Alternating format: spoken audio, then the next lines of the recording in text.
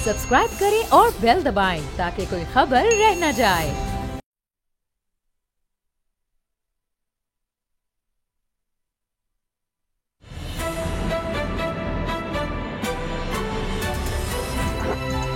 अब पता चला।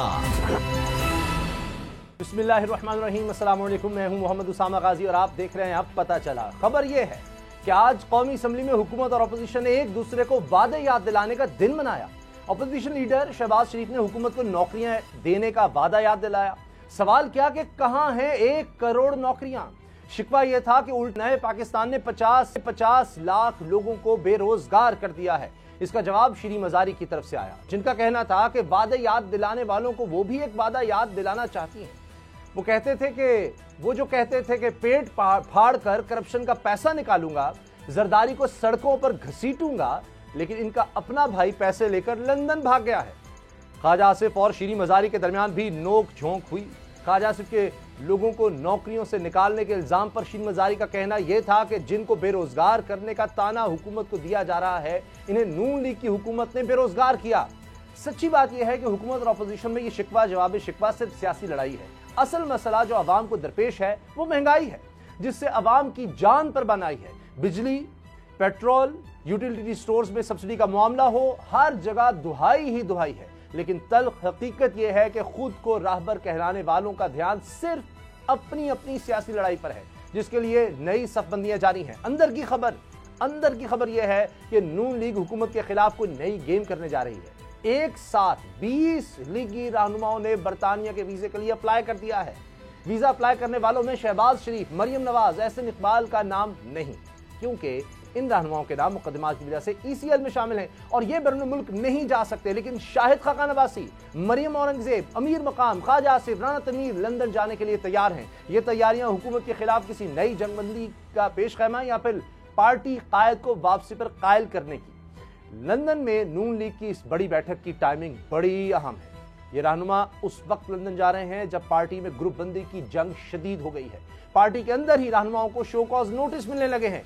एक साथ 20 सीनियर लीगी रहनुमाओं का लंदन जाना, 20 रहनुमाओं का, पार्टी को मुत्तहिद रखने की कोशिश का हिस्सा है या प्लान कुछ और है। इसी से बात का आगाज करेंगे बाबर डोगर गुलाम मुर्तजा से। बाबर डोगर साहब, क्यों जा रहे हैं 20 लोग और इनमें ख्वाजा आसिफ, राना तनवीर, ये खास है? उसामा साहब, ये खाली 20 लोग नहीं जा रहे। 20 लोगों ने तो अभी वीज़े के लिए अप्लाई किया है। जाने वालों की तादाद बहुत ज़्यादा है और बहुत सारे ऐसे लोग हैं जिनका लंदन का वीज़ा पहले ही लग चुका हुआ है। वो सिर्फ इंतज़ार कर रहे थे कि कब ये रेस्ट्रिक्शंस ख़त्म होती हैं तो नवाज शरीफ को मिलने जाएँ। एक चीज़ मैं आपको बता दूं कि मौलाना फजलुर रहमान ख़ासे अरसे से नवाज शरीफ के साथ कॉन्टैक्ट में भी हैं और उनकी शदीद ख्वाहिश है कि नवाज शरीफ वापस आएँ। और पार्टी के बहुत सारे ऐसे लीडर हैं PMLN के अंदर भी जो ये चाह रहे हैं कि अगर नवाज शरीफ चाहते हैं कि वो पार्टी को लीड करे तो फिर उनको पाकिस्तान में होना चाहिए। ये पार्टी के अंदर भी डिमांड बढ़ रही थी, या तो पार्टी जो यहाँ पर लोकल लोग हैं उनको चलानी दी जाए या फिर नवाज शरीफ खुद वापस आएँ। और मेरी ये भी इतलात है कि मियाँ साहब वहाँ पर बहुत सारी एम्बेसीज के साथ जो वहाँ पर लंदन में हैं, वहाँ उनके साथ कांटेक्ट में भी हैं। अच्छा। और वो इंटरनेशनल जो एक लॉबिंग है वो भी कर रहे हैं और सिर्फ वो गो हेड का इंतज़ार कर रहे हैं। तो बेसिकली ये जो सारी मेन लीडरशिप वहाँ पर जा रही है, उसका जो बुनियादी मेरे पास इतलात हैं वो यही है कि मियाँ साहब की वापसी की तारीख जो है उसको फाइनल करना है। अच्छा, कि कौन सी तारीख को मियाँ साहब आएँ, कराची आएँ, लाहौर आएँ, इस्लामाबाद आएँ, कहाँ पर उनको उतरना चाहिए। क्योंकि मौलाना फजलुर रहमान ने तो एक ये भी तजवीज़ दी थी कि अगर मियाँ साहब कराची आते हैं तो वो 10 लाख लोगों के जरिए से उनका इस्तकबाल करेंगे। अच्छा, मुझे ये नहीं समझ आती कि कराची आएंगे तो 10 लाख लोग भी चले इकट्ठे कर लेंगे, लेकिन वो जो कराची एयरपोर्ट है वो तो सिंध गवर्नमेंट के अंडर नहीं है, वो तो फिर फेडरल गवर्नमेंट के अंडर है। तो वो 10 लाख लोग बाहर ही खड़े होंगे, चाहे वो 10 कर लें या 20 कर लें। बल ये मौलाना फजलुर रहमान की तजवीज़ थी। अच्छा। तो उनका ये भी था कि अगर आप लाहौर भी आना चाहें तो वहाँ भी अच्छा इस्तकबाल कर लेंगे, लेकिन कराची में उन्होंने कहा था कि मैं 1 मिलियन लोग इकट्ठे कर लूँगा। तो उनकी तरफ से ये तजवीज़ थी। अब दो तीन चीज़ें वो ये हैं कि ये सारे वहाँ पर बैठ के हतमी प्लान तैयार करेंगे कि मियाँ साहब को किस डेट पे वापस आना चाहिए। और सुनने में ये भी आ रहा है कि ये डेट कोई अगले साल की नहीं है, इसी साल नवंबर भी हो सकता है और अक्टूबर का एंड भी हो सकता है। अच्छा। और यहाँ मिड नवंबर या एंड का नवंबर, ये मुख्तलिफ डेटें दी जा रही हैं, लेकिन बाद फाइनल जो है ये सारी पार्टी क़यादत करेगी कि कब आना चाहिए, किस डेट को आना चाहिए, कौन सा वक्त जो है मौजू है, इंटरनेशनल रिस्पांस क्या है, पाकिस्तान का रिस्पांस क्या है, ये सारे इश्यूज जो हैं वो डिस्कस होने हैं। लेकिन जो बुनियादी एजेंडा है वो मियाँ साहब की वापसी ही है। अच्छा। जो ये सारी मीटिंग हो रही है। अब एक और खबर ये है कि नवाज शरीफ से 8 मिलियन पाउंड जुर्माने की वसूली की कार्रवाई शुरू कर दी गई है। नैब ने इसका आगाज कर दिया है कि जी इनकी जायदादें बेची जाएं नवाज शरीफ की, और ये शायद 2 अरब रुपया बनेगा। एक तरफ ये काम हो रहा है गुलाम मुर्तज़ा साहब, दूसरी तरफ क्या वो इलाज वाला मामला दब जाएगा? हमें कोई फर्क नहीं पड़ता पाकिस्तानी कौम को कि कोई शख्स झूठ बोलता है, उससे कोई सवाल नहीं करेगा कि जी इलाज क्या हुआ, आप तो इलाज के लिए गए थे तो अब आप वापस आ रहे हैं, लेकिन फोकस होगा वापसी क्या बाकी होने जा रही है, और इसके बाद बिल्कुल एक माहौल बदल जाएगा। नवाज शरीफ ऐसे तो नहीं वापस आएंगे, वो तो बार बार कह चुके हैं जब तक मुझे गारंटी नहीं होगी इंसाफ की जेल जाने के लिए तो वो नहीं आएंगे।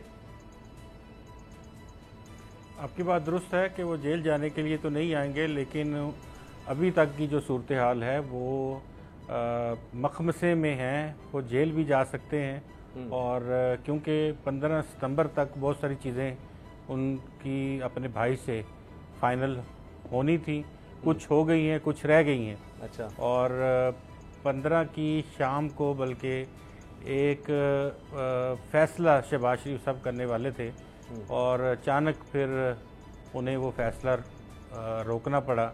और फिर आपने देखा कि जावेद लतीफ़ साहब को भी एक नोटिस जारी हुआ, एक अभी और नोटिस जारी होने को है जो साबिक़ वज़ीर-ए-आज़म है शाहिद खाकान अब्बासी साहब को। अच्छा। तो वहाँ ये जा रहे हैं, मशावरत होगी, फ़ाइनल मशावरत होगी। और फ़िलहाल जो है वो मफ़ाहमत की सी कैफियत है, दोनों धड़े खामोश हैं। और जिस नून और शीन जो कह रहे थे कि अलग अलग होंगी, तो अभी फ़िलहाल वो दोनों तरफ सीज़ फायर है, और ये कहा गया है कि कोई एक दूसरे के ख़िलाफ़ बात ना करे। अच्छा। ता वक्त है कि ये लंदन मीटिंग हो जाए और वहीं से लंदन प्लान बनेगा, उसकी एग्जीक्यूशन होगी, और उसमें ये चीज़ डिसाइड की जाएगी कि नवाज शरीफ जो हैं वो वापस आते हैं या नहीं आते हैं। क्योंकि ये तमाम रहनुमा वहाँ जा रहे हैं, इनके सामने जो बातचीत हो रही है, जहाँ जहाँ तक बात हुई है, वो सारी इनके सामने रखी जाएगी, इनको बता दिया जाएगा, और उसके बाद इन्हीं के सामने रखते हुए फैसला तो मियाँ साहब खुद ही करेंगे, लेकिन इनके सामने रखेंगे कि अब इन हालात में आप बताइए कि शहबाज शरीफ साहब जो हैं वो पार्टी चलाएं या मुझे वापस आके पार्टी चलानी है। अच्छा। तो 2 ऑप्शन जो हैं उनके सामने रखे जाएंगे। जो लोग तमाम के तमाम जा रहे हैं, वो जो जिसके ऊपर जोर देंगे, जो बात करेंगे, उसके मुताबिक फिर मियाँ साहब इसका डिसीजन लेंगे। यानी तो ये तय है कि अगला जो इलेक्शन है वो पाकिस्तान मुस्लिम लीग नवाज जो है वो लड़ेगी। अच्छा। और पूरी जिस तरह से दीगर सियासी जमातें हैं, पूरे ज़ोरो शोर के साथ, और एश्योरेंस ये है जो असल बात है, एश्योरेंस ये है कि साफ शफाफ इंतखाबात करवाए जाएंगे। ठीक है, लेकिन बाबर डोगर साहब और जी मरियम जी गुलाम रज़ा साहब बात पूरी कीजिए। आप जो बात आपने पूछी थी कि जो जुर्माने इनको हुए हैं और उसके ऊपर नैब ने दरख्वास्त दे दी है कि वो ऑक्शन किए जाएं, तो मेरे ख्याल में नवाज शरीफ साहब की जो प्रॉपर्टी है उसको ऑक्शन अगर किया जाएगा तो इमरान खान साहब भी ख़रीद सकते हैं। बाकी तो आप जानते हैं कि आज से 10 साल पहले नैब ने मुफ्ती जो हैं उनका एक केस मुदारबा स्कैंडल पकड़ा था। उससे भी पहले और बहुत सारे फ्रॉड्स, हाउसिंग सोसाइटियों के फ्रॉड, अभी तक किसी को कोई रकम नहीं मिली, अभी तक किसी की जो प्रॉपर्टीज़ हैं वो सेल आउट नहीं हुई। तो 5-10 साल हो गए, ये तो 18 का केस है। अभी से ये एफिशिएंसी जो है वो दिखाई जा रही है, लेकिन इसमें आप देखेंगे कि ये प्रॉपर्टीज़ बिकने की नौबत जो है, सेल की नौबत नहीं आएगी, और ख़रीदने के लिए बड़ा हौसला चाहिए जिसने भी ये ख़रीदनी है। बिल्कुल सही। अच्छा बाबर डोगर साहब, जो मरियम साहिबा कह रही हैं हमें बयानियों के तजाद का शिकार नहीं होना चाहिए और ना तवज्जो देनी चाहिए, लेकिन जिस तरह से अब मुल्तान डिवीज़न की मीटिंग हुई है नून लीग के अहदेदारों की, उसमें भी अगर शहबाज शरीफ हमजा नज़र नहीं आते तो ये तो बयानिए तो चल रहे हैं, और जो गुलाम साहब ने बात की कि वहाँ फाइनल होना है, तो इससे तो लग रहा है कि या नवाज शरीफ वापस आएँ और क़यादत करें, मरियम नवाज की क़यादत नहीं चल सकती यहाँ बैठ कर, वरना शहबाज शरीफ को फिर फ्री हैंड दिया जाए, इसके अलावा और कोई चॉइस नहीं। सामा साहब, ये जो एकदम ये जो सारा खामोशी हुई है दोनों साइडों पर, उसकी मेन वजह ये है कि नवाज शरीफ का जो लंदन में मीटिंग है उसमें उन्होंने सबको उधर बुला लिया है। अब वहीं पर सारे फैसले होंगे। अगर तो मियाँ साहब वापस आ जाते हैं जिस तरह जो लग रहा है, तो फिर तो सारे बयानिया शानियाँ ख़त्म हो गए, फिर तो बयानिया वही चलेगा जो नवाज शरीफ का होगा। और अगर मियाँ साहब कहते हैं कि नहीं मैंने स्टे करना है, मैंने नहीं आना, से ये फैसला होता है कि आपने नहीं आना, या वो ये चीज़ फाइनल हो जाती है, तो फिर नवाज शरीफ का बयानिया नहीं चल सकेगा। मरियम की क़यादत को किसी ने कबूल नहीं करना, ना ख्वाजा आसिफ ने करना है, ना राना तनवीर ने करना है, ना किसी और ने करना है, और अल्टीमेटली वो सारे फिर शहबाज शरीफ के बैनर तले जाएंगे। तो ये बड़े अहम फैसले हैं। दूसरी, अभी आप एक बात कर रहे थे कि मियाँ साहब की बीमारी की, तो मियाँ साहब आज ही मैं सर्विसेज हॉस्पिटल में एक डॉक्टर के पास बैठा हुआ था, तो उसने कहा जी मियाँ साहब का जब खाना आता था तो 2 टाइम मटन उनको बहुत पसंद था। कभी मटन बिरयानी आ रही है, कभी मटन कोफ्ते आ रहे हैं, कभी मटन आलू आ रहे हैं। तो ये उस दौर की बात है उनके प्लेटलेट्स बिल्कुल गिरे हुए थे जी, और तो उनका यूरिक एसिड ज्यादा आ गया। तो डॉक्टर ने कहा कि जी आप मटन ना खाएं, आपका यूरिक एसिड ज्यादा, जब वो प्लेटलेट्स उनके गिर रहे थे जी जी। तो उस पर उन्होंने एक गोली निकाली। उसने कहा जी ये मेरी बाहर से ये गोली है, मैं खाता हूँ 3 दिन मेरा यूरिक एसिड जो है खुद ही कंट्रोल हो जाता है, तो आप बेफिक्र रहें, इसकी टेंशन ना लें, ये एक गोली से सारे 4 दिन के लिए ठीक हो जाएगा। तो उन्होंने खाते भी हैं और उसके बाद उन्होंने गोलियाँ भी रखी हुई हैं। तो बीमारी की आप टेंशन ना लें, बीमारी का इलाज उनके पास है। लेकिन सर उन्होंने जो इलाज करवाना था उसका क्या हुआ है? गुलाम रज़ा साहब, मेरा सवाल ये है कि हम इससे कोई फर्क नहीं पड़ता। डॉक्टर साहब भी मेरे ख्याल में ना बोलता है, उन्होंने शरीफ बरादरन के घर का मटन जो शोरबा है वो पका हुआ देखा है, शायद उन्होंने खाया नहीं है। उन दिनों में तो ये भी खबरें दी जाती थी कि आज मियाँ साहब जो हैं 2 कीमे वाले नान खा गए हैं। ये खबर भी उस वक्त दी जाती थी कि आज ही वो ताजे नान लगवा के ग्वाल मंडी से। हमारे यहाँ सियासत में नहीं है। गुलाम रज़ा साहब अपने वहाँ पे चूहे थे कोट लखपत जेल में, हम और सामा साहब हम पूरा उनका मेन्यू जो है वो डिस्कस करते रहे हैं इन प्रोग्रामों में। हाँ जी, वो और अगले दिन अखबार में छपता था। बात ये है कि ना तो उनके दांत में कोई तकलीफ थी, ना उनके मैदे में कोई तकलीफ थी। अच्छा। तो ना डॉक्टर ने मना किया था कि आप ना खाएं। अच्छा। तो वो खुश खुराक आदमी हैं। तो आप जानते हैं कि मोहतरमा मरहूम कुलसूम नवाज बीबी भी बड़ी खुश खुराक थी। मियां नवाज शरीफ साहब आज के नहीं, वो तो जब से पॉलिटिक्स में आए उससे पहले भी वो एक मशहूर खुश खुराक। एक मिनट, खुराक की बात है, एक मिनट, मुझे सर्विसेज अस्पताल के एक डेंटिस्ट ने बताया कि मियाँ साहब का दांत का चेकअप करना था, तो वो उनके पास उनको लाया गया हॉस्पिटल में, सर्विस हॉस्पिटल में थे, वहीं पे उनको साथ वाले कमरे में लेके जाया गया। तो चेकअप करना था, तो उन्होंने कहा कि मियाँ साहब पहले आपको शुगर है? उन्होंने कहा जी है। उन्होंने कहा आपकी शुगर चेक करनी है? उन्होंने कहा जी मैं होने गाजर दे हलवे की प्लेट खा दी है। तो वो यानी परवाह नहीं करते। लेकिन गुलाम रज़ा साहब, जब यहाँ पर अदालत में जो रिपोर्ट जाती है उसमें कहा जाता है कि इनको लंदन से भी हॉस्पिटल से ज्यादा फासले पर नहीं रखा जा सकता। जो वहां पर रिपोर्ट जमा कराई जाती है अदालत में बार बार तो सफर नहीं कर सकते, सफर नहीं कर सकता। अब अचानक ये बातें होने लगी जी वो वापस आ रहे हैं और वहां लिखा हुआ है कि अभी तक एक दिन किसी हॉस्पिटल में वो रहे ही नहीं है। यहां से था कि उनकी जान को इतना खतरा है कि पता नहीं एयर एम्बुलेंस चाहिए, और वहां जाते ही वो ठीक हो गए। कोई ट्रीटमेंट कोई नहीं बताया जा रहा, सिर्फ ये बताया जा रहा है कोई जान को इस कदर खतरा है कि घर से बाहर कदम नहीं रख सकते। जैसे कि लंदन में किसी हॉस्पिटल के करीब उनको रिहाइश भी चाहिए, और सिर्फ लंदन में ही, दुनिया में और कहीं नहीं वो जा सकते। और दूसरी तरफ ये हो कि अब वो अपनी मर्जी से फैसला कर लेंगे कि मैंने जब भी आना है।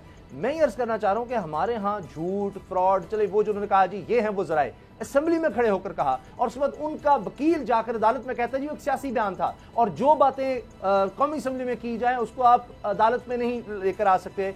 यानी हमारा अखलाकी मेयार ये है कि जितने मर्जी झूठ बोल लो, नहीं आप सवाल ना करें। फिर हम देखते हैं जी ओहो वो मुल्क तरक्की कर गए, वहां तो सिर्फ सरकारी अगर कोई डिनर करवा दे अपने जाती पैसों के अलावा, वहां वजीर आजम को निकाल देते हैं कि भाई तुमने अपने जाती खर्च से क्यों नहीं करवाया, सरकारी खर्च से किसी को खाना क्यों खिला दिया, आप अंदाजा लगाए। और हमारा मेयार ये है।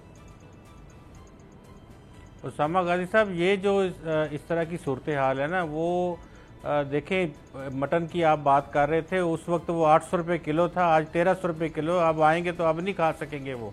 अच्छा। अब जरा थोड़ा सा परहेज करना पड़ेगा क्योंकि काफी रेट बढ़ गए हैं। और सर बकरे उनके घर के थे, वो बाहर से नहीं खरीदते, वो घर का बकरा एक पकड़ते हैं उसको ज़िबा कर लेते हैं।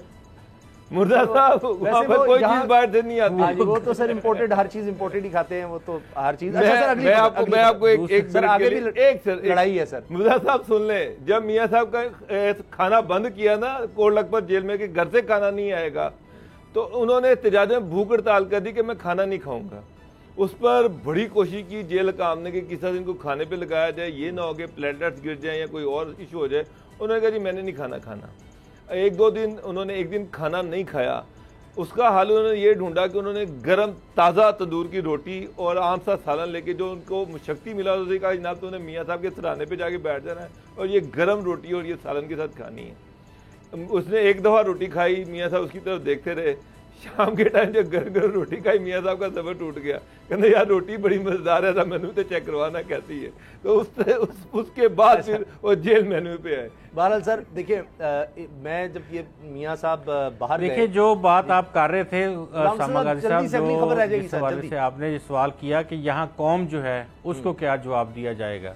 देखिए कौम की किसी भी सियासी रहनुमा को अगर इतनी ज़्यादा कौम की पास होता, कौम की अहमियत का अंदाज़ा होता, तो यकीन माने कि 73 साल में हमारा मुल्क जो है उसमें तरक्की की कोई ऐसी जगह बाकी न रहती जहां पाकिस्तान जहां से तरक्की न कर जाता। ठीक है, आपका अवाम का म्यारे ज़िंदगी जो है वो एटलीस्ट साफ़ पानी कोई कम से कम कह सकता कि जी एक काम कर देता कि जी मैंने साफ़ पानी दे दिया है जिससे 20 बीमारियाँ किसी भी शहरी की खत्म हो सकती है। 70% पेट की वजह से बीमारियां होती हैं, मैंने कोई और ऐसा उसमें खुराक और पानी है, बुनियादी जरूरियात तालीम दे दी है, हेल्थ का शुबे में मैंने ये सर, अगर इसी पर इनको डिबेट ये हुई ख्याल आज। हो कि अवाम क्या कहेंगे, बिल्कुल अवाम सही। हमारे साहब, आज कौमी हमारी तरह असेंबली के बेवकूफ़ हैं। जी, आज कौमी असेंबली में यही शिकवे शिकायत होते रहे हैं। बाबू डोगर साहब जल्दी क्योंकि टाइम बहुत कम रह गया, हमने नवाज शरीफ साहब की वापसी डिस्कस कर ली।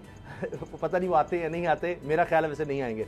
तो ये अपोजिशन और हुकूमत के दरमियान जो असेंबली में लड़ाई हुई है कि जी 1 करोड़ नौकरियां किसने देनी थी, वो कह रहे हैं जी पेड़ फाड़ के पैसे किसने निकालने थे, और नौकरियां जो गई हैं वो नून लीग के दौर में गई हैं। क्योंकि आप खुद कहते हैं कि इमरान खान साहब कहते हैं अगला इलेक्शन भी अब नहीं लड़ना है कि इन्होंने बर्बाद कर दिया। मगर बात यह है कि सबसे ज़्यादा जो लोग हमारे बड़ी इंडस्ट्री में, लार्ज स्केल मैन्युफैक्चरिंग में हैं, वो टेक्सटाइल में है, गाड़ियों के बिजनेस में, या दीगर आप बड़े बड़े जितने भी काम कह लें, तो उसमें वाकई नून लीग के दौर में हमने देखा था कि वो काम नीचे गया था। तो आप इस पर क्या कहते हैं? समझ साहब देखें, नून लीग के दौर में नून लीग का हमेशा एक फोकस रहा है कि एक्सेस दीजिए, ज़्यादा से ज़्यादा रोड इंफ्रास्ट्रक्चर जो है उस पर तवज्जो दीजिए। उनका ज़ाती ख्याल है, वो कारोबारी लोग हैं, उनका ज़ाती ख्याल है कि जितना ज़्यादा रोड्स का नेटवर्क बढ़ेगा उतना ज़्यादा ट्रेड में आसानी पैदा होगी, उतना ज़्यादा ट्रांसपोर्टेशन का नेटवर्क बढ़ेगा, कनेक्टिविटी बढ़ेगी। अब खान साहब के दौर में मैंने देखा कि पनाहगाहों पे ज़्यादा फोकस रहा है कि पनाहगाहें ज़्यादा से ज़्यादा बनाई जाए ताकि जो गरीब लोग हैं, हमने 2 गुना सड़कें बनाई हैं। अभी जब उन्होंने चले आप मुझे बता सियालकोट खारियां और मोटरवे, खुदा का नाम ले ले, सियालकोट लाहौर मोटरवे नवाज शरीफ के दौर में बनी सर, सखर लाहौर मोटरवे नवाज शरीफ के दौर में बनी। आप मुझे वो सड़क बताएं जो इन्होंने बनाई। सर इन्होंने इफ्ताह किया है, आगे नहीं सड़क बनाई कौन सी है, मुझे उसका नाम सर। वो तो ये दावा करते हैं कि हमने नहीं उनके दावे को छोड़े, आप बताएं सर, मैंने आपको इफ्ताह बता दिया, की बात नहीं हो रही, सड़क बताएं। मैं मुझे इजाज़त दें एक जुमला कहने की। काफ़ी सारी मोटरवेज के ऊपर तख्तियाँ लगाई हैं।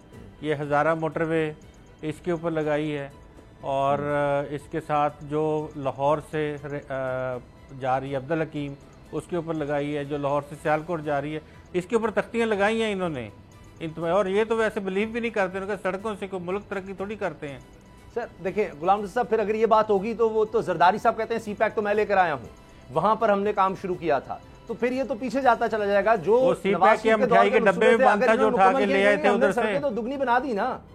मोटरवे जो है अगर अभी तक तो मुकम्मल नहीं हुआ, लाहौर कराची अभी भी सखर हैदराबाद वाला सेक्शन रहता है, वो इनके दौर में शुरू हो जाएगा। इससे पहले जो बने हैं पिछले 2.5-3 साल में, मोटरवे का तो वो देखें जो आप बात कर रहे हैं सी पैक की, वो तो एक इंटरनेशनल एग्रीमेंट है, उसमें किसी गवर्नमेंट की कोई कंट्रीब्यूशन नहीं है। जो एग्रीमेंट सड़कें, असल चीजें ये होती हैं कि आपने सुबह आप वो तो कहते हो उस्मान बुज़दार ने सड़कें बनाई, वो ये नहीं कहते कि चाइना ने बनाई, वो तो कहते हैं उस्मान बुज़दार ने यही करते थे। जितने प्रोजेक्ट आप देख लें, कुछ 70 प्रोजेक्ट होंगे, नवाज शरीफ हॉस्पिटल, नवाज शरीफ फलां, नवाज शरीफ ये चीज उनके नामों पर है, वो इसी तरह ही कोई उन्होंने नामों की बात नहीं, वो बनाते थे तो नाम लगाते थे। ये भी उस्मान बुज़दार के नाम से बता दे कितनी चीजें बनी है, चलो मुझे दिखा ही दे। सर आप कहते हैं आप कहते हैं 100 रुपया लगा दिए उन्होंने डीजी खान में, तो फिर और बुजदार सब क्या करें? सर डीजी खान कितना क्या जिसपे 100 अरब लगा दिया और वहां पे कितने जाना है? 3 साल में लगा दिया। मेरी बात सुने, ये बड़ा सीरियस नोट पे बात कर रहा हूँ। जितना भी बजट आया पिछले 100 अरब का बजट पिछले डेवलपमेंट माली साल में था, वो सारे का सारा डीजी खान और खान साहब का जो अपना जिला है वहाँ पर लग गया। पूरा पंजाब, लाहौर, मुल्तान, फैसलाबाद, मैं मुल्तान को भी बीच में शामिल कर रहा हूँ, रावलपिंडी, गुजरांवाला, सरगोदा, कोई एक पैसा नहीं लगा उसामा साहब। यहाँ पर लाहौर में आप देख लें, आपके सामने है, लाहौर में कोई नई सड़क बनी हो तो कुछ नहीं लगा। तो इशू ये है कि मुझे नहीं समझ आ रही कि क्या खान साहब ने मियाँ वाली और डीजी खान रीजन से इलेक्शन लड़ने हैं, क्या पीटीआई ने बाकी पंजाब से इलेक्शन नहीं लड़ना जहां पर कोई एक पैसा नहीं खर्च किया गया? मुझे नहीं समझ आ रही, मेरे तो सामने कोई ऐसी डेवलपमेंट की स्कीम नहीं है। मुझे बताएं, गुलाम रसूल साहब के नवाज शरीफ दौर की अगर बात करें, कितनी नौकरियां वहां पर आ गई थी? वहां पर कोई इंडस्ट्री कहीं नहीं लगी थी तो फिर तो एक्सपोर्ट बढ़ जानी चाहिए थी अगर नई इंडस्ट्री लगी थी तो। और अब तो एक्सपोर्ट्स बढ़ रही हैं, ये तो एक फैक्ट है, ये तो सबके सामने है। फिर जिस तरह सस्टेनेबल डेवलपमेंट गोल्स की बात होती है, दरख्त लगाए जा रहे हैं, जंगलात लगाए जा रहे हैं, कहा जाता है कि इनसे भी रोजगार जुड़ता है आगे चलकर, और अगर आप अच्छा माहौल देंगे तो उससे रोजगार में इजाफा होगा। ठीक है, सड़कें अपनी जगह अहम हैं। अब अगर डैम्स बनाए जा रहे हैं तो इसीलिए कि सस्ती बिजली हो आगे चल के, जो मुसलसल महंगी हो रही है, सस्ती होगी तभी इंडस्ट्री लगेगी। डैम कौन सा लगा? डैम कौन सा बनाया इन्होंने? मैं आपसे अर्ज करूं, जिस वक्त के बाद और बता दें, किसी और ने शुरू किया 2027 में जामिल बादशाह डैम गवर्नमेंट आई थी, बाबा डोगर साहब, वो कहते नहीं 5 साल होते ही। जी गुलाम रज़ा साहब, इसलिए तो सर कोई शुरू नहीं करता कि 5 साल या 2 साल में सड़क तो बन जाती है। 18 घंटे की, आपको भी याद होगा 18 घंटे की लोड शेडिंग थी जब मियां नवाज शरीफ को गवर्नमेंट मिली। 18 घंटे की लोड शेडिंग थी जी। और उन्होंने पहले दिन कहा था कि लोड शेडिंग खत्म करेंगे। देखिए उस वक्त हम पता क्या पूरा पाकिस्तान पीटता था कि खुदा के लिए 50 रुपए यूनिट भी दे दो, हमें बिजली दे दो, मर जाएंगे हम। 18 घंटे लोड शेडिंग लाहौर में भी होती रही है, फैसलाबाद में भी होती रही है और पूरे पाकिस्तान में होती रही है। थी या नहीं थी, आप मुझे बताएं। लोड शेडिंग 3 साल में वो जीते थे। खत्म। मेरा नाकिस तज्जिया ये है, मेरी नाकिस राय है कि वो इलेक्शन इस पर जीते। उनके सारे इश्तिहार ये थे कि हमने लोड शेडिंग खत्म करनी है 2013 के बाद। बात ये है कि उन्होंने एनर्जी मिक्स के हवाले से एलएनजी प्रोजेक्ट लगाया, एनर्जी मिक्स बेहतर किया हमारा, लेकिन मौजूदा हुकूमत ने एलएनजी के ऊपर वो वाले सौदों से एलएनजी नहीं ली जिसकी वजह से बिजली महंगी की तरफ गए। अब बिजली महंगी इसी वजह से है। 400 अरब रुपए का सर्कुलर डेट था। पहली तकरीर में जनाब इसहाक डार साहब ने कहा जी हम ये दे रहे हैं 400 अरब रुपया, जब छोड़ के गए तो 1400 अरब था सर। तो ये भी तो देखे ना आप, आपने बिजली दे दी, कौन 1100 अरब था, 1100 अरब था, अभी 2700 अरब है। अभी 2700 अरब और बिजली की कीमत देखें कितनी है। अगर ये बातें देखते हैं ना तो ये देखिए।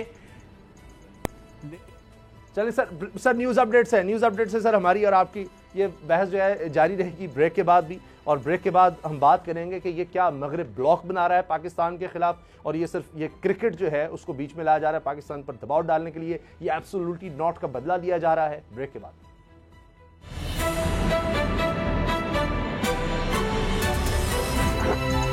अब पता चला।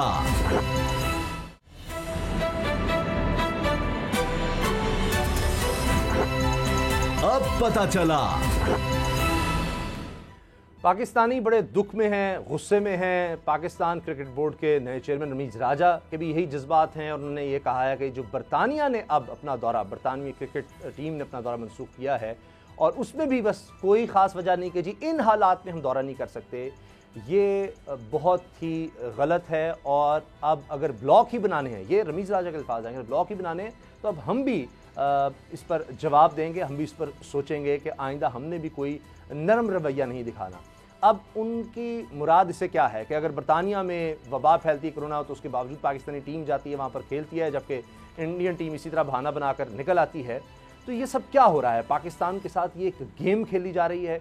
इसी हवाले से हम आपको दिखाएंगे कि ये कोई पाकिस्तानी एक्सपर्ट नहीं, बरतानवी एक्सपर्ट जिसका एक नाम है, जो पूरी तारीख से वाकिफ़ है, अंदर की खबर रखता है, दानिश्वर सहाफ़ी, वो क्या कह रहा है। उनके बड़े टेलीविजन स्काई न्यूज़ पर बैठकर उसने बड़े बड़े इंकशाफात किए हैं कि किस तरह ये सब झूठ बोला जा रहा है, सब फ्रॉड किया जा रहा है, ये प्लेयर पावर, ये IPL का चक्कर है, पैसों का चक्कर है और कुछ भी नहीं है। ये सिक्योरिटी का सिर्फ बहाना बनाया जा रहा है, वो भी हम आपको दिखाएंगे। अब बाबा डोगर साहब जिस तरह से ये, अच्छा चलें जी, जनाब प्रोड्यूसर साहब कह रहे हैं पहले वो दिखा लेते हैं ताकि फिर हम अपनी डिबेट पर आते हैं। देखें जी स्काई न्यूज़ पर क्या कहा जा रहा है, उन्हीं के टीवी, बरतानिया के टीवी पर किस तरह से बात हो रही है। बरतानिया की टीवी पर हो रही है कि क्लोजेस्ट रिलाय जिसने इतना ख्याल रखा, क्रिकेटिंग नेशन है पाकिस्तान जबरदस्त, उसके साथ आपने सलूक किया जो कि बदबूदार फैसला है, आपका घटिया फैसला है, नीच फैसला है कि जी आप इस तरह कर रहे हैं। और किस लिए उन्होंने मिसाल दे दी इयन मॉर्गन, इनका कप्तान इंग्लैंड का, और 4-5 साल पहले उसने बांग्लादेश का टूर छोड़ दिया कि जी आईपीएल खेलना है। पैसा पैसा, रमीज राजा ने भी बात की है। तो बाबर डोगर साहब, अब पैसा चलेगा, लालच चलेगी। अगर अफगानिस्तान की बात थी तो ये एक्सपर्ट कह रहे हैं वहां पर, तो वो तो कोई आज की बात नहीं है, 15 अगस्त से सब कुछ नजर आ रहा था। तो तब ये कहा जा सकता है कि अफगानिस्तान की सूरत हाल का अगर आपने बहाना बनाना है तो वो तो आज का नहीं है। आज आप अगर फैसला करें, आपको 15 अगस्त या 17 सितंबर आपकी टीम आई है, सब कुछ आप देख रहे हैं, सालों से देख रहे हैं, और उसके बाद आप ये कहते हैं कि हाँ जी सब कुछ हम आएंगे, सब होगा। और इन सबको पता है कि किस तरह तैयारी होती है, कितने एग्रीमेंट्स होते हैं, क्या कुछ होता है, किस तरह राइट्स होते हैं, स्पॉन्सरशिप होती है। तो आपने क्या किया है पाकिस्तान के साथ, पाकिस्तान क्रिकेट बोर्ड के साथ? क्या अब ये दुनिया इसी तरह चलेगी, पैसा फेंक तमाशा देख? उसामा साहब, आपने ये जो अभी जो बात कर रहे थे, वो जो जर्नलिस्ट थे वो उन्होंने एक बड़ी ज़बरदस्त बात की। उन्होंने कहा कि इंग्लिश क्रिकेट बोर्ड के जो चेयरमैन है वाटमोर साहब, वो अब मीडिया के सामने आए, ये इस स्काई टीवी के चैनल में मेरे सामने आए और सवालात के जवाब दें। वो क्यों छुप कर बैठे हुए हैं, क्यों छुप कर फैसला किया और उसके बाद छुप कर बैठ गए हैं और मीडिया के सामने नहीं आ रहे कि आपने पैसों के लालच में, आईपीएल के लालच में आपने ये डिसीजन लिया है। आप खुल के कहें कि इंडिया की मोनोपोली थी, इंडिया का आईपीएल था और खिलाड़ियों ने आईपीएल में जाना था, इसलिए आपने ये फैसला किया और अपने एक अलाई को किक आउट कर दिया, नाराज़ कर दिया। तो उसामा साहब, ये तो हमेशा से हिस्ट्री रही है। मैंने देखा है कि हम ज़रूरत से ज़्यादा जो है वो लॉयल्टी दिखाते हैं। पाकिस्तानी टीम जो है, जब भी कोई टीम किसी मसले का शिकार हुई, हमने उसकी मदद की, चाहे वो अफगानिस्तान की टीम थी, चाहे वो बांग्लादेश की टीम थी, चाहे वो श्रीलंका की टीम थी। इनको टेस्ट क्रिकेट दिलवाने में पाकिस्तान का रोल है। बरतानिया की, जब भी पाकिस्तान बरतानिया गया, हमेशा बेताशा कंट्रोवर्सी सामने आती हैं, लेकिन फिर उसके बावजूद हम वहाँ पर रहते हैं और वहाँ पर खेलते हैं। न्यूजीलैंड का पाकिस्तान के साथ एटीट्यूड हमेशा से इस तरह से रहा है। इंग्लैंड का जो एटीट्यूड है वो, ऑस्ट्रेलिया का एटीट्यूड देखा है मैंने, बेताशा मौका पे देखा है, तो उन्होंने कभी भी वो कोऑपरेटिव नहीं रहे। जब भी कोई थोड़ा सा भी ऐसा इशू होता है तो फौरी तौर पर सीरीज़ कैंसिल करके भाग जाते हैं। हमेशा उनकी तरफ से ये थ्रेट्स आती हैं कि जनाब हम नहीं खेलेंगे। और लेकिन हम हर तरह की कंडीशन में, हर तरह के एनवायरनमेंट में, हर तरह के मसाइल में, इवन न्यूजीलैंड में अगर मुसलमानों पे अटैक होता है उसके बावजूद हम वहाँ पर पहुँचते भी हैं, उनके साथ इजहार यकजहती भी करते हैं। लेकिन ये जो 4-5 मुल्क हैं, ख़ास तौर पर न्यूजीलैंड, इंग्लैंड और ऑस्ट्रेलिया, इन्होंने कभी भी मैंने नहीं देखा कि वो उन्होंने पाकिस्तान को किसी भी हवाले से सपोर्ट किया। तो पाकिस्तान को मुझे एक चीज़ जो अच्छी लगी वो थी, रमीज राजा जो चेयरमैन क्रिकेट बोर्ड हैं, बड़ी उन्होंने कहा जी कि हम इस पे स्टैंड लेंगे, पाकिस्तान एक सख्त मौक़िफ़ इख्तियार करेगा। और मुझे खुशी हुई कि जब इंग्लैंड ने कहा कि 3rd वेन्यू पे जाके हम खेल लेते हैं, दुबई में जाके खेल लेते हैं। भाई क्यों खेलें हम? अगर जिसने आना है वो पाकिस्तान में आए, खेले, हम गारंटी देते हैं, हमारा प्राइम मिनिस्टर गारंटी दे रहा है। ये कोई मजाक नहीं है कि जिसका जब दिल करे जनाब हम 3rd वेन्यू पे जाके खेलें। क्यों खेलें हम 3rd वेन्यू पे? जब पीएसएल हो रही है तो सारे क्रिकेटर यहाँ पर आकर खेल रहे हैं ना, सारे वो तमाम ग्राउंड्स पे खेल रहे हैं, कोयटा में भी खेल रहे हैं, कराची में भी खेल रहे हैं, मुल्तान में भी, लाहौर में भी, सारी ग्राउंड्स पे खेल रहे हैं। बिल्कुल सही। अब क्या इनको ऐसी मौत पड़ गई कि ना ये भाग गए? अच्छा। तो फिर वो कमेंटेटर ये कह रहा है कि सिर्फ मेरे लिए एक थ्रेट पे जिसकी कोई हैसियत ही नहीं है और उस पे जनाब आप, अच्छा, वो बताना भी नहीं है थ्रेट कैसा है। गुलाम मुर्तज़ा साहब एक खत लिखते हैं रमीज राजा साहब और उसमें ऑफर करते हैं कि जी हम पिंडी की बजाय लाहौर मुंतकिल कर देते हैं ये सारे मैचेस, और जब कम मैचेस शायद उसमें कर दें, और उसमें हम सिक्योरिटी इस तरह के हाई परफॉर्मेंस सेंटर है, वहां से पैदल ही आ सकती है सारी की सारी टीम, और 4 दिन के लिए हम उसको बिल्कुल सील कर देंगे फौज से। यानी अब इससे ज्यादा क्या हो सकता है कि उन्होंने बाहर निकलना, कहीं आना जाना है, स्टेडियम है, शायद वो शायकीन भी वहां नहीं आएंगे और आप खेलें। तो इसके बाद भी अगर कोई नहीं आता तो फिर सिक्योरिटी रीजन नहीं हो सकती। ये तो फिर कोई नहीं मानेगा कि आप सिक्योरिटी की वजह से फिर ये कह रहे हैं। बिल्कुल दुरुस्त है कि ये स्ट्रेटेजिकल फैसला था, ये एक कारपोरेट फैसला था, ये कोई ऐसा फैसला नहीं था जिसको हम ये कह सकें कि ये खुदा न खासा कोई सिक्योरिटी की वजह से फैसला किया गया है। 2 लफ्ज़ मैंने इस्तेमाल किए, एक स्ट्रेटेजिक और दूसरी सूरत हाल जो है वो कारपोरेट। एक तरफ इंडिया और उनके अलाइज 5 आइज़, बरतानिया, अमेरिका, कनाडा और उनके साथ न्यूजीलैंड और ऑस्ट्रेलिया। जी इन 5 ममालिक ने अब ये क्रिकेट को ये चलाने के लिए उन्होंने फैसला किया कि 4 ममालिक और 5वां भारत मिलकर क्रिकेट को, इंटरनेशनल क्रिकेट को अब ये देखेंगे कि किस तरह से चलाया जाएगा। और उसी तनाज़र में ये जो किरदार पाकिस्तान ने अफ़गानिस्तान में अदा किया है, जो दीगर स्ट्रेटजिक सूरत हाल में पाकिस्तान किरदार अदा कर रहा है, और पाकिस्तान को जो अहमियत मिली हुई है इस वक्त, और उससे पहले भी पाकिस्तान हमेशा से अहमियत का हामिल मुल्क रहा है। पूरी दुनिया के लोग यहाँ पाकिस्तान में आके पाकिस्तान के साथ सफारतकारी और अपनी अपनी दरख्वास्तें करते रहे हैं। इवन के जिस वक्त 15 अगस्त को ये अनाउंसमेंट हुआ और 31 अगस्त तक पुल आउट स्ट्रेटजी मुकम्मल होनी थी, उन दिनों में पूरी दुनिया पाकिस्तान के मिन्नत तरले कर रही थी कि हमारे लोगों को यहाँ से निकाल दें, हमारे लोगों को यहाँ से निकाल दें। उस वक्त किसी को ये गैर महफूज मुल्क नहीं लगा, और इससे क्या ज़्यादा महफूज मुल्क होगा कि नेटो फोर्सेस यहाँ आई, 2-3 दिन स्टे किया, वहाँ के लोग यहाँ आए, उन्होंने स्टे किया। कौन कौन से ममालिक की फौजें उसमें शामिल थी सब जानते हैं। बिल्कुल, उनको तो कोई खतरा नहीं हुआ। और सर मिन्नत करके, खतरा तो उनको होना चाहिए, समाजत करके यहाँ है कि जी ये महफूज है, यहाँ आने दे हमें। और आप देखिए शाही जोड़ा यहाँ पर आया है, बरतानिया की अगर मिसाल लेनी है, वो पाकिस्तान के तूल अर्ज़ में फिर रहा है, घूम फिर रहा है, आ रहा जा रहा है। ये तो बिल्कुल एक सिक्योर एनवायरनमेंट प्रोवाइड हो रहा है कि जहां आपने बाहर निकलना नहीं है 4 दिन के लिए, और 4 दिन 10-10 दिन क्वारंटीना ये करवाते हैं। यहां से अगर कोई पाकिस्तानी जाता है उसको, तो 4 दिन की टीम वहां पर हर तरह की सहूलत में नहीं रह सकती। उन्होंने ये नहीं खेलना था मैच, उन्होंने ये सीरीज नहीं खेलनी थी, इसी उन्होंने फैसला कर लिया था। थ्रेट वाला एलिमेंट नहीं था। ये न्यूजीलैंड विमेन टीम इंग्लैंड में है, उस पर हमले का थ्रेट आया और साफ आप कह देते जी सिक्योरिटी हम बढ़ा दें, लेकिन कोई मुसद्दिका इतला नहीं थी। और ये कहकर यानी सब दुनिया के सामने वो थ्रेट आ गया कि जी ये जी बम से उड़ाया जाएगा जी होटल को। यहाँ वो बता ही नहीं रहे कि क्या थ्रेट है, ना न्यूजीलैंड ने बताया ना बरतानिया। और बस आप यानी आप बताएंगे नहीं तो फर्ज करें कि किसी ने कुछ कहा है या कुछ जनरेट हुई है कि जी ये सेल था जिसने निशाना बनाया था, आप हमें बताएं, पाकिस्तान उसके पीछे नहीं जाता या उनको पकड़ता नहीं, अनर्थ नहीं करता, तो फिर तो बात है। आप बता ही नहीं रहे कि कुछ है या नहीं। सारे मामले में ये बात जहन में रखी जाए कि हम अपने आप को मत गिराएं।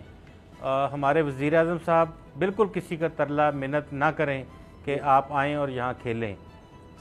पॉलिटिकल जो सूरत हाल है या डिप्लोमेटिकल सूरत हाल है, उसको ज़रूर यूज़ किया जाए, इस्तेमाल किया जाए। जो हमारे इंटरनेशनल प्लेयर्स हैं मगर सर, वो अपना असर रसूख इस्तेमाल करें, लेकिन हमारे जो क्या हम इनकार तो नहीं कर सकते हमारे जो ये बदला लेने के लिए जी हम भी टूर नहीं करेंगे, ये तो नहीं हाल। क्या हमारी टीम, मेरा कहने का मकसद ये देखिए, अमेरिका के साथ जिस मुल्क ने भी अमेरिका को आंखें दिखाई हैं, वो इतना सा भी मुल्क होगा ना तो वो उसको अमेरिका उसका बाल भी बीका नहीं कर सका। आप क्यूबा की मिसाल सामने रखें, कब से क्यूबा को तबाह बर्बाद करने के चक्कर पे है, लेकिन ठीक है, क्यूबा अपनी जगह पे कायम है और अपने जरूर आप कहेंगे। मगर आप देख लें इराक में उसने तबाही मचाई है, उसने फिर इसी तरह लिबिया में, शाम में, अफगानिस्तान में उसने तबाही भी फैलाई है, लेकिन इन द लॉन्ग रन उसको सब जगह शिकस्त हुई है। तो ये एब्सोल्युटली नॉट का रद्द-ए-अमल फिर है बाबड़ोगर साहब। समा साहब बिल्कुल आपने ठीक बात की, ये एब्सोल्युटली नॉट का रद्द-ए-अमल है। ये इंडिया को जो हज़मियत उठाना पड़ी अफगानिस्तान में, ये उसका रद्द-ए-अमल है। ये अमेरिका का रद्द-ए-अमल है। इंडिया शुरू से ये ट्राई कर रहा था, मोदी ने ये खुद उसका स्टेटमेंट है कि हमने पाकिस्तान को आलमी सतह पर तनाह कर दिया, ये उसकी स्टेटमेंट है। और इंडिया जो है सारी दुनिया में लॉबिंग कर रहा है, इसमें कोई शक नहीं है, पेड लॉबिंग कर रहा है, पाकिस्तान के खिलाफ प्रोपेगेंडा फैला रहा है। कश्मीर प्रीमियर लीग में उसने सबको धमकी दी थी कि अगर पाकिस्तान जाओगे तो हम तुम्हारे लिए बैन कर देंगे क्रिकेट हर तरह। सर उसके साथ साथ उन्होंने ये जो सारी फेक, उन्होंने इतना सारा प्रोपेगेंडा किया, फेक मीडिया न्यूज जो थी, ये सारा कुछ सिर्फ पाकिस्तान को दुनिया में आइसोलेट करने के लिए किया, ये साबित करने के लिए किया कि पाकिस्तान जो है वो दहशतगर्दी पाकिस्तान में हो रही है, पाकिस्तान दुनिया के लिए एक सेफ मुल्क नहीं है। और ये तीनों जो ममालिक हैं, ये इंडिया के साथ, उन्होंने इंडिया की लॉबिंग पे उन्होंने इंडिया के साथ दिया है, जो बड़ा अनफॉर्चुनेट है। ठीक है, अब इसका मतलब है नहीं फेक न्यूज जो चूंकि न्यूज तो वो आ जाती है ना उसमें, तो वो बात की बात है। अब देखे ना कि जी वो सेलिना होटल का कि जी उसमें 5वें फ्लोर पे ISI के लोग रह रहे हैं, वो है ही नहीं, 5वां फ्लोर ही नहीं, सिर्फ 2 हैं, लेकिन वो बात चल जाती है, जहनों में उसका असर आ जाता है। बहरहाल अफगानिस्तान की सूरत हाल जो हमें लग रहा है कि वो भी एक कह सकते हैं कि उसका भी एक इम्पैक्ट आया है इस सीरीज़ पर, उसके हवाले से पाकिस्तान क्या कर रहा है, किस तरफ सूरत हाल जा रही है, ब्रेक के बाद बात करते हैं।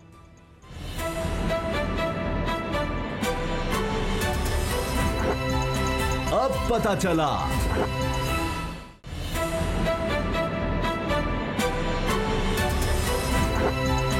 अब पता चला। अफगानिस्तान की तरफ से कहा जा रहा है कि जी पाकिस्तान हमारे अंदरूनी मामलात में दाखिलत नहीं कर रहा, हम इसको अप्रिशिएट करते हैं और साथ पाकिस्तान के लिए बड़ी अच्छी बातें की जाती हैं। मगर हम देखते हैं कि मगरिब को भी जब ज़रूरत है अफगानिस्तान में को अपना काम निकलवाना है तो पाकिस्तान की तरफ ही देखा जाता है। वहाँ के साफ़ी भी पाकिस्तान की बड़ी तारीफ़ करते हैं, इमरान खान की बड़ी तारीफ़ होती है कि जी अफगानिस्तान की सूरत हाल में बड़ा अच्छा किरदार अदा किया जा रहा है। लेकिन जो मशवरे पाकिस्तान देता है या देता रहा है वो किसी को काबिल कबूल नहीं है। गुलाम मुर्तज़ा साहब, इसकी क्या वजह है? जब बताया जाता है कि जी आपको अफगान तालिबान नहीं पसंद, आपके साथ लड़ते रहे हैं, वो कह रहे हैं कि जी लड़ाई ख़त्म हो गई, अब हम अमेरिका के साथ बराबरी की सतह पर ताल्लुकात चाहते हैं, हम दुनिया से ताल्लुकात चाहते हैं। उनका अपना कल्चर, उनके अपना एक जहन, उनका अपना एक अंदाज़ है। उनको कहते हैं हमें डिक्टेट ना करो, पे हमें किस तरह का निज़ाम चाहिए, ये सब चाहिए, वो एक अलग कहानी है।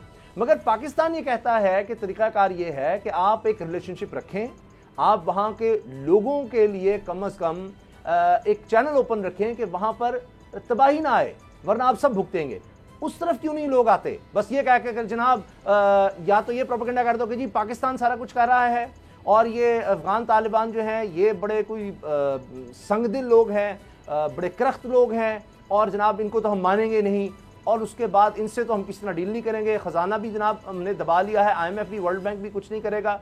लोग इसके बाद आप कैसे समझते हैं कि वहाँ पर अमेरिका के खिलाफ या दीगर दुनिया के खिलाफ नफरत नहीं होगी, जब वहाँ उनके बच्चे भूखे मर रहे होंगे, वहाँ अफलास होगी, और आप उनको कहेंगे कि जी स्कूल खोल दो, ये कर दो, वो कहेंगे पैसे ही नहीं है, कहाँ से करें, तनख्वाहें देने के लिए पैसे नहीं, कहाँ से करें। और आप कहते रहेंगे जी वहाँ पर देखो स्कूल बंद किए जा रहे हैं, जी यूनिवर्सिटियाँ बंद की जा रही हैं, वहाँ खाने के लिए नहीं है, और पाकिस्तान की बात नहीं माननी, कसूरवार पाकिस्तान को ठहराना है। जी बिल्कुल, ये एक ओछे हथकंडे इस्तेमाल करने पे उतर आया है अमेरिका, और हमेशा से जिस तरह से वो कहते हैं कि है जुर्म ज़ईफ़ी की सज़ा मर्ग मफाजात, के गुर्बत ही जो है वो सबसे बड़ी लानत है इस हवाले से, क्योंकि गरीब मुल्कों के ऊपर ही इस तरह के जो फैसले हैं वो ठोंसे जा सकते हैं। जिस तरह से अभी फ़िलहाल आप ये देखें कि उनको जब यहाँ से गए हैं तो बड़े जश्न का समा अमेरिका में, बड़ी तकरीरें की गई हैं कि हम फतह याब लौटे हैं, और अगर फतह याब लौटे थे तो फिर ये फैसले क्यों करवाए जा रहे हैं। अब वहाँ पे इंडियन लॉबी ये बात ज़हननशीं करवा रही है अमेरिकन को कि आपको वहाँ शिकस्त हुई है, वो आपने इतनी बड़ी सुपर पावर होने के बावजूद आप वहाँ कुछ नहीं कर सके, इतने हज़ारों लोग मारने के बावजूद, अरबों डॉलर लगाने के बावजूद आप कुछ नहीं कर सके, और ये सारा पाकिस्तान का किया धरा है।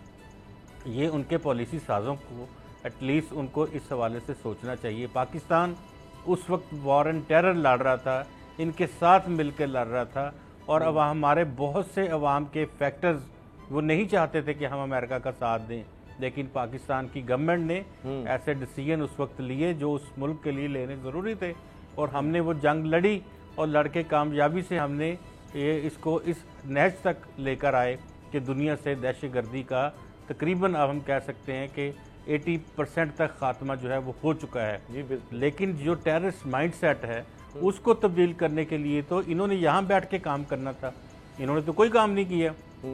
अब ये इल्ज़ाम लगाया जा रहा है कि हमारी शिकस्त का जिम्मेदार पाकिस्तान है। अब पाकिस्तान को इस तरफ से भी घेरा जा रहा है, दूसरी तरफ ये कहा जा रहा है कि पाकिस्तान वहाँ पे किरदार अदा कर रहा है। अब ज़बीउल मुजाहिद साहब ने भी कहा है कि पाकिस्तान की तरफ से हमें कोई मुदाखलत नहीं हो रही है। खान साहब, इमरान खान साहब बहुत अच्छा किरदार अदा कर रहे हैं, तो पाकिस्तान क्या करे, पाकिस्तान किस तरफ जाए? अगर उनको पॉजिटिवली उनके मुज़ाकरात करवाने के लिए पाकिस्तान कोशिश करता है तब भी इल्ज़ाम पाकिस्तान पे, अगर पाकिस्तान पीछे हटता है तब भी इल्ज़ाम पाकिस्तान पे। पहले इनका साथ दिया 20 साल, फिर उसके बावजूद आज हमारी ये हालत है कि ये तो राज़ी नहीं होते किसी तौर पे भी। हमें किसी न किसी एक तरफ जो है बात करनी होगी। और यहाँ खान साहब ने ये कहा था कि अगर मैं उस वक्त वज़ीर आज़म होता तो मैं एक लफ्ज़ जो है उनको कह के यही जो एब्सोल्युटली कह के भुगत भी रहे करके फ़ोन बंद कर देता है। और अफगानिस्तान पे हमला न करने देता।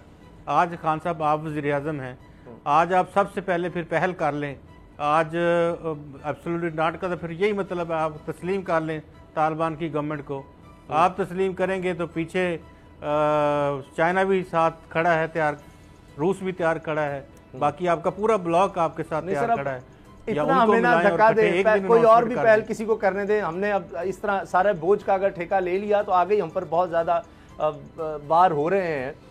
मैं उसकी एक मिसाल ये देता हूँ कि जालिम तालिबान है जी, अफगान तालिबान बड़े जालिम है, बड़े जालिम है, लेकिन अमेरिका जो है वो चैंपियन है, क्योंकि उसने एक ड्रोन हमले में, एक हमले में 10 लोग मारे और उसके बाद कई दिन तक खामोशी रही और सब लोग कहते रहे कि जी मासूम, 9 बच्चे उसमें एक ही खानदान के, और एक जो शख्स था वो भी इनके लिए काम करता रहा कारकुन के तौर पर, इमदादी कारकुन के तौर पर। और उसके बाद क्या कहा, एक लफ्ज़, यकीन जाने उनका आर्मी का सरबराह कहता है वी आर सॉरी।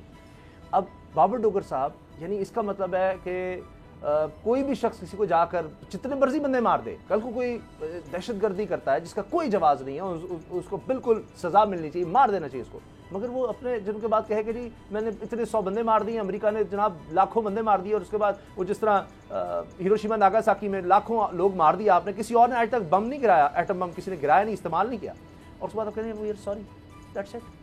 नस्ल खत्म कर दी आपने, नस्लें तबाह कर दी, उसके बाद कहें वी आर सॉरी, बस इतना आसान है सर यहाँ से निकलना। और हमारे लिए यह है कि जी हो पाकिस्तान देखिए क्या कर रहा है जी, अफगानिस्तान अफगान तालिबान क्या कर रहे हैं जी, ये नहीं हो रहा, वो नहीं हो रहा, म्यार देखें। उसामा साहब, दुनिया में म्यार यही है, जो ताकतवर है वो जो माइट इज़ राइट जो है वो हमेशा उसी का यही मतलब निकलता है कि जिसके पास लाठी उसी की भैंस। तो अमेरिका के पास आज ताकत है और ताकत का नशा और उसको गुरूर है, और दो के अफ़गानिस्तान में उसको बुरी तरह से शिकस्त हुई है। लेकिन अब असल इशू ये है कि अफ़गानिस्तान वहाँ पर गुर्बत है, वहाँ पर पैसे नहीं है उनके पास, वहाँ पर वहाँ लोग मरेंगे तो कोई फर्क नहीं पड़ेगा, लेकिन तो उसामा साहब समंदर पार बैठे हैं इसलिए। उसामा साहब, मसला ये है कि 2 ऑप्शन हैं, या तो ये है कि उनके साथ उनके खिलाफ डट जाए अफ़गानिस्तान, और दूसरा ये है जो उसके हालात हैं वो इस काबिल है तो नहीं है कि वो डट सके, तो फिर ये है कि उनको थोड़ी सी लचक दिखानी होगी, फ़िलहाल अपने अंदर लचक पैदा करनी होगी, और लचक पैदा करके दुनिया के साथ चलना होगा। दुनिया के साथ डिप्लोमेसी जो है, ये जो वर्ड है डिप्लोमेसी का, इसको अख्तियार करना पड़ेगा।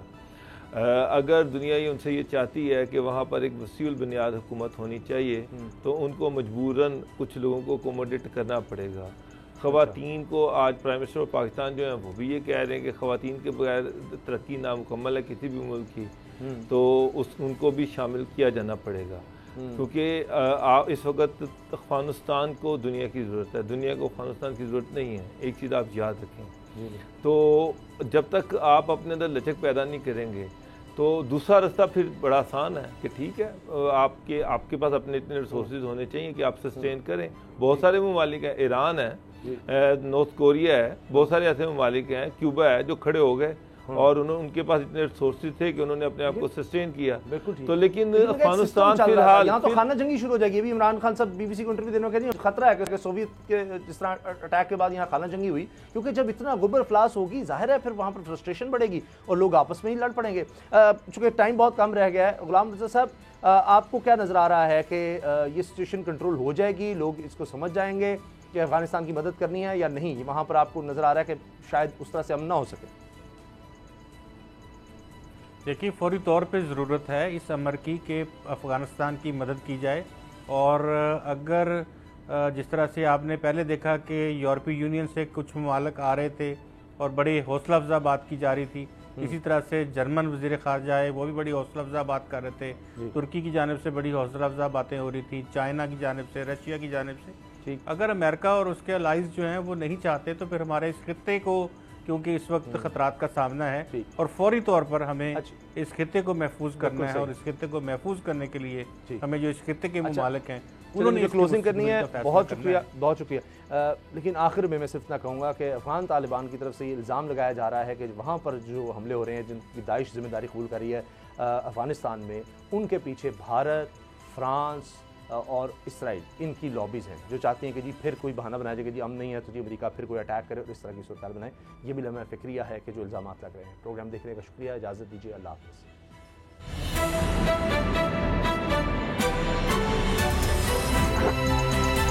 पता चला। सब्सक्राइब करें और बेल दबाएं ताकि कोई खबर रह न जाए।